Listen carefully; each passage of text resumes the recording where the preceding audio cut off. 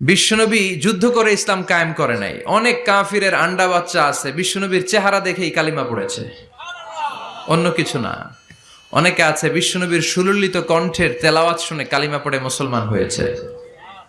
আমরা কোরআনের তেলাওয়াত শুনতে চাই না, কিন্তু কাফির মুশরিকেরা পৌত্তলিক যারা সারাদিন মূর্তির পূজা করত, তারা রাত্রিবেলা লুকিয়ে লুকিয়ে বিশ্বনবীর কণ্ঠের তেলাওয়াত শুনতে যেত। বিশ্বনবীর কণ্ঠের সাথে পৃথিবীর কারো কণ্ঠের কোনো তুলনা হতে পারে? সবচেয়ে সুন্দর কণ্ঠ ছিল দাউদ আলাইহিস সালামের। ওনার কণ্ঠের তেলাওয়াত শোনার জন্য আকাবা উপসাগরের তীরে বসে যখন উনি জবুর কিতাব তেলাওয়াত করতেন, আমাদের কোরআনে 114টা সূরা আছে, ওনার জবুর কিতাব 150টা ছড়া ছিল। কি ছিল?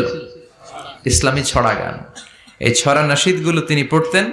এগুলো শোনার জন্য সাগরের মাছগুলো সাগর ছেড়ে দিয়ে কিনারায় চলে আসতো। সুবহানাল্লাহ, বাড়িতে যেয়ে বললেন